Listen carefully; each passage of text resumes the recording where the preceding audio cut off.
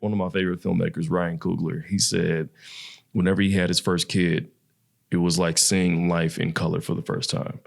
Like before you have children, it's like you're living life in black and white, but that's all that you know. You don't know that there can be color in your life. And then all of a sudden you have a child that you love more than anything. It's a different type of love. And like people have love for like their pets and their animals, and no shade to animal lovers. Dog moms. Yeah, man, no shade to the cat ladies. You know what I'm saying? But it's something about like having a child of your own, and that forces you to look at life differently. It forces you to look at yourself differently. Hello, everybody. I am here with the one and only Mr. Rodney Johnson. How you doing today, man? I'm good, bro. I'm good. I'm good. Glad to be here, man. This is dope. It's good to see you, brother. It's Likewise. good to see you, man. Likewise, man, for sure. It's been a minute. Yeah, everything okay at family? Everything okay at home? Yeah, man. Everything's good. No complaints. Everybody's healthy. Everybody's strong. We got a house over our head, good food to eat, no complaints. You know what I'm saying? Man, that's a blessing. For sure. That's a blessing. For sure. What's up with you, man? How you feeling? You know, I woke up this morning. Woke up this morning. I finally got to clean my apartment. Mm-hmm. Feel good to kind of just clean my space and, you know, less clutter, more clarity. And is that therapeutic for you? Like just cleaning the clutter and everything? in a way, yes. Yeah. Because it's not for me. Oh, no. Well, it could also be the Hispanic in me. I got you. You know, I got you. Saturday mornings, waking up early in the morning to loud music, salsa, just all kinds of stuff, and then being forced to help out. Yeah. You know? That's hilarious. But interestingly enough, now that I'm thinking about it, that's kind of like my first, I guess, representation of community. You know, if we all kind of pitch in and work together, we can get done quicker. Yeah, man. And you learn a lot about yourself too. You know what I'm saying? In that community, learning what you are and what you're not. You know what I'm saying? What you're good at, what you suck at, all those things. Pretty much, yeah. Because they'll let you know quickly, and you need it. You know what I'm saying? You need it. Yeah, for sure. You need it for that development, man. That's major. It's not always comfortable, but it's helpful. Yeah, that's a good segue. How do you deal with when you get, I guess, negative feedback, or when you get an undesired consequence? How do you deal with that? Yeah, that's a loaded question, bro. Like I am definitely an overthinker. You know what I'm saying? I'm over analytical. I think about everything way too much. Sometimes to my detriment, but that's just kind of my makeup. That's who I am. Okay. And so whenever I'm presented with, I don't know, a negative consequence or an outcome that wasn't ideal, you know what I'm saying? I kind of think about it and reverse engineer it and ask myself, okay, why did this happen? What could I have done differently? Should I take this personal? Should I not?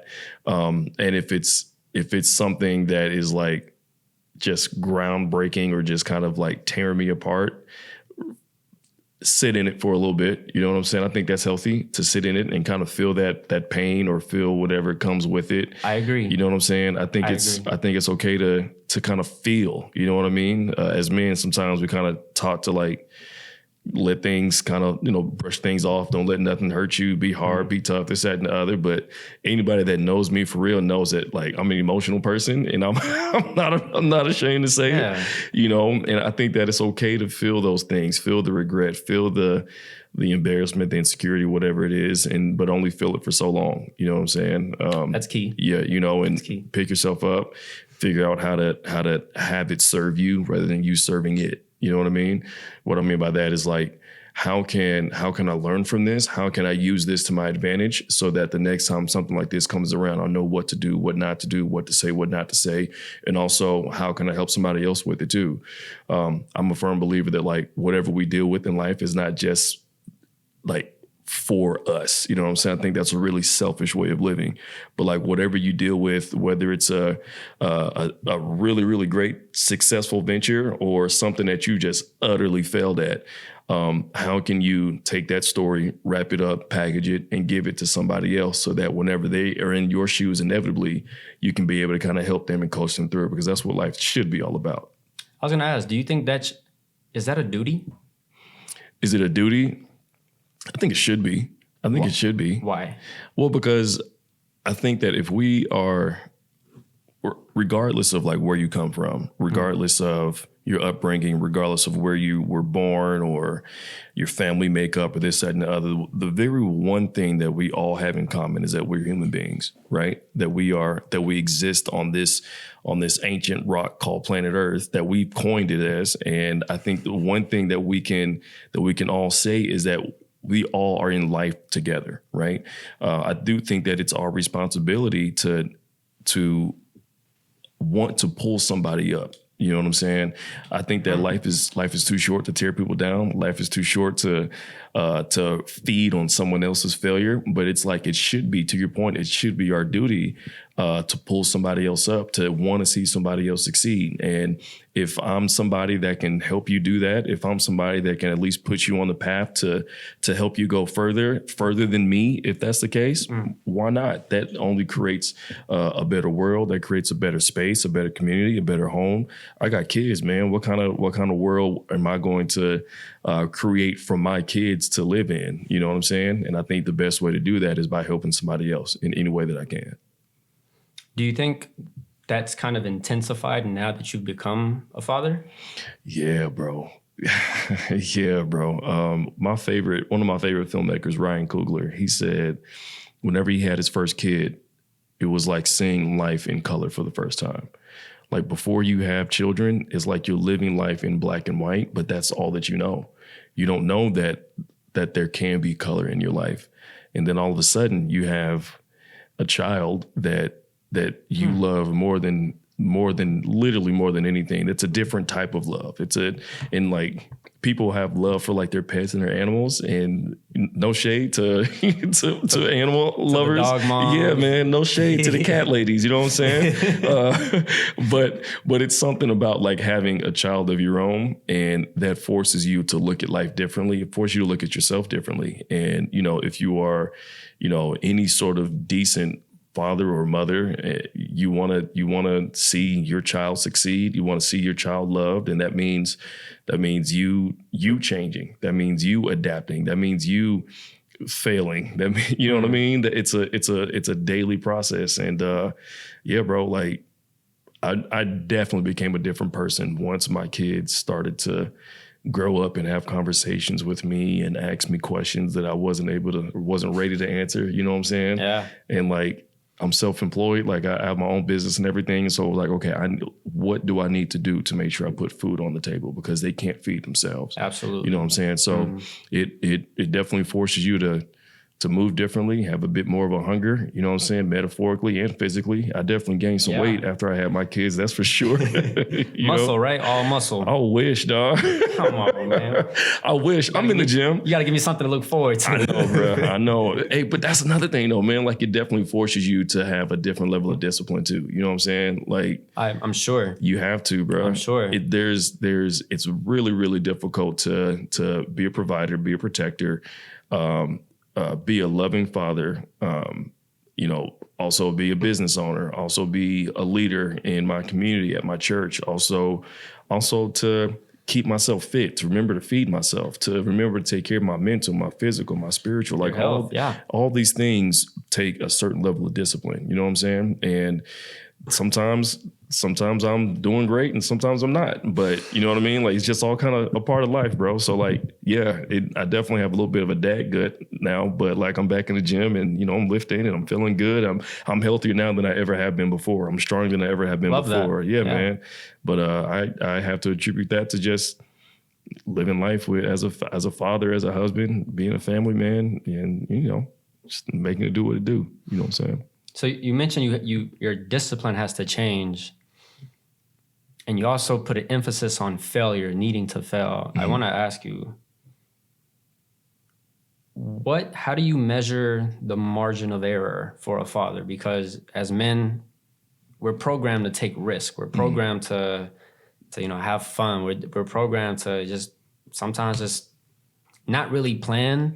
And I'm not saying be impulsive from like a hollow head standpoint, but just that gut feeling of I'm going for it, you know, that risk taking. How do you measure that margin of error for men that are going to fail? I think that's a subjective question that requires a subjective answer. I think every man has to measure it according to his own stature. I think for me, like I mentioned before, like I'm an overthinker. Like I overthink every single decision that I make. The reason why I think that I do that, especially now, is because I do have people dependent on me. So if I make a move, if I make a shift, whether it's financially or whatever it is, or like in my career, like I have to weigh, just like any responsible, I think, adult or human being, before you make any sort of investment, you got to weigh the pros and the cons. You got to weigh, you know, the good, the bad, the ugly, all of those things before you really feel good moving forward. So I think that for me, I think that it's important to, the best way that I can say it is I look at every single outcome that I possibly can, and if things work out the way that I want to, fantastic. If they don't, that's also fantastic, because if it doesn't work out the way that I hope, you can't be afraid to fail. One of my favorite poems is called Test of a Man. You know what I'm saying? And it's the fight that he makes, the grit that he daily shows, the way he stands on his feet, taking life's numerous bumps and blows. You know what I'm saying? Yeah. And so like not being afraid to fail is I think paramount. And it's really critical to developing who you are as a man, as a leader, as a father, as a husband, whatever capacity that you serve in. You can't be afraid to fail, but you also can't be afraid to make a first choice. So I hope that answers your question. No, it did. And then some, and then some. How do you think one goes about conquering fear? That's a really good question. Man, you got great questions for Or me. in what way, to make it specific, in what way have you conquered some of your fears? I think for me, it's been my support system around me. I love that answer. You know, like for community, real, bro. just Yeah, like we man. were going to, Absolutely, bro. Like I've been really, really blessed, and I don't use that term lightly. I think that term can become sort of a cliched vernacular, but like, I really, really have been blessed. Shout out to my wife, Alicia. She like encourages me so many different ways. Like just even within this new phase of my life, just kind of doing things differently in my career and kind of expanding and not being like, I'm not an overzealous type of guy. Like I wish that I was the type of dude to just be like, just go gung ho and everything. But again, like I have to map things out the best that I can before I move forward. But she's been a huge motivator and huge encourager for me. And especially some of my closest friends, closest brothers that have just encouraged me and like really like bolstered who I am, and to believe that like, hey, I can do this, you know? And then also understanding, bro, like fear is a good thing, I think. Like, again, don't be afraid to feel, you know what I'm saying? Like, don't be afraid to feel, but ask yourself the questions like, why am I afraid of this? What is it that is keeping me from moving forward to whatever it is that I believe I'm supposed to be doing right now, right? Like, fear is a natural part of life. Like, fear is something that is within our DNA that's developed from kids. Like, we learn through fear. We learn, like, not to touch the stove, even though it may be curious, even though it may be, you know, attractive, but like, you know, we have to learn like what it is. And fear is a mechanism that's in our brains to keep us sometimes from jumping off of buildings or this, that, and the other. There's something that's intrinsic in that. So like, I do think that certain level of fear, now that's not the same for everybody, because some people unfortunately do that. But like, I do think that it's important to understand that fear is there for a reason, but it can't be something that cripples you from forward progress. You know what I mean? I love the bow you tied at the end there. I have a different perspective of fear. Yeah. I got the opportunity to visit Holland last summer. Oh wow! It wasn't my first time in Europe. I've been to Spain before. Okay. I'm hoping Spain counts as Europe, or maybe they're on their own. Yeah. Maybe they're their own. You know. Yeah. I have a lot of family in Spain. That's sure. Fine. Okay. But just literally feeling like I'm on a different world. Literally feeling like this place operates differently. And got to visit my cousins. They showed me a lot. I met a lot of people. Got to eat a lot of good food.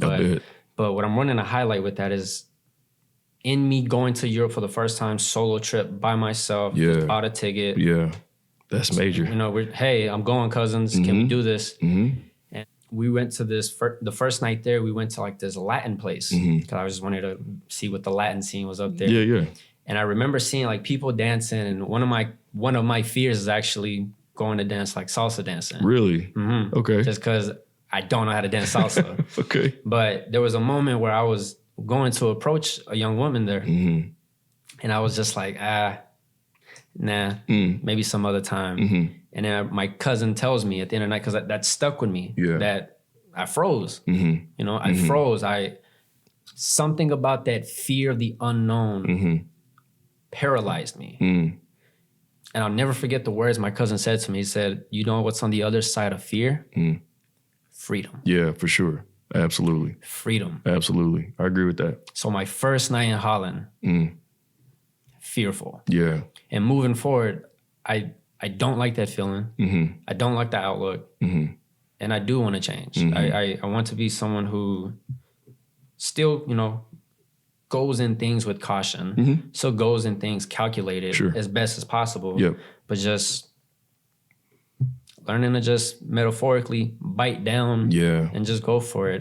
One of the things I'm learning a lot within martial arts, I do kickboxing and Muay Thai, is that sometimes your biggest threat is, you know, the biggest battle is the one in between your eyes. And sorry,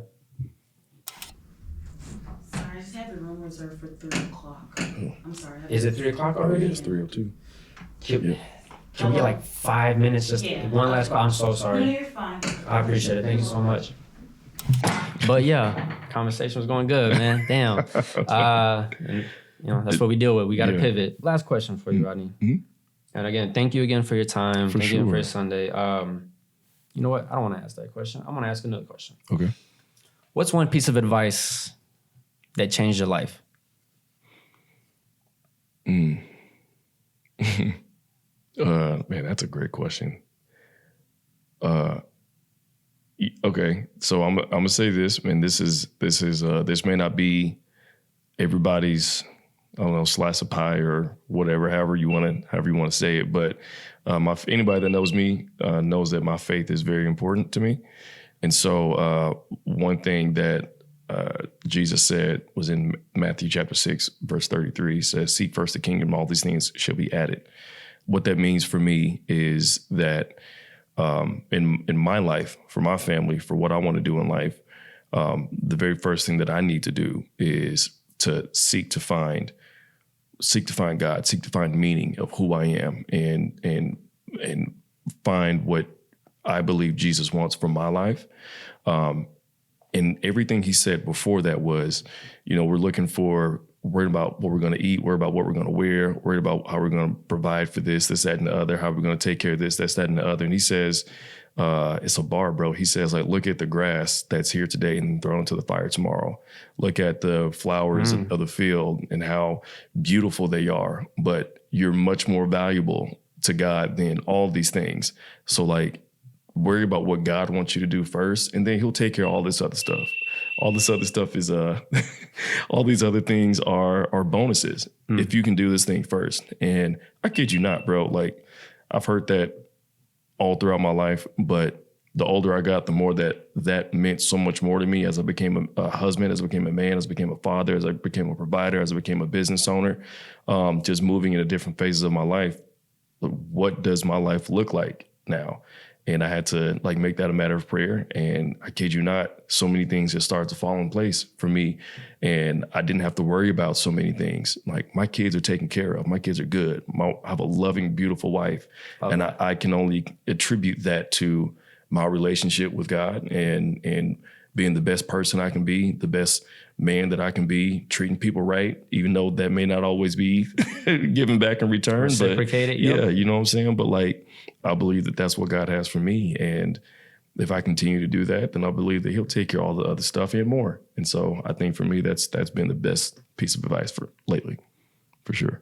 Well said. Well said. Yeah, man. Well, my brother, I think that about wraps our time. Yeah. Thank you again for giving me your time and anytime, bro. The little seeds of knowledge and wisdom that you have for us here. Man, just good seeing you, brother. It's just good seeing you, brother. And I look forward to the future success. Definitely appreciate of your personal, professional development. Appreciate it. Likewise, bro. Let's do it again. I'm around. Let's you do got it. my number. Let's do it. Let's do it, brother. For sure. Let's do it, brother. Appreciate Thank you again, bro.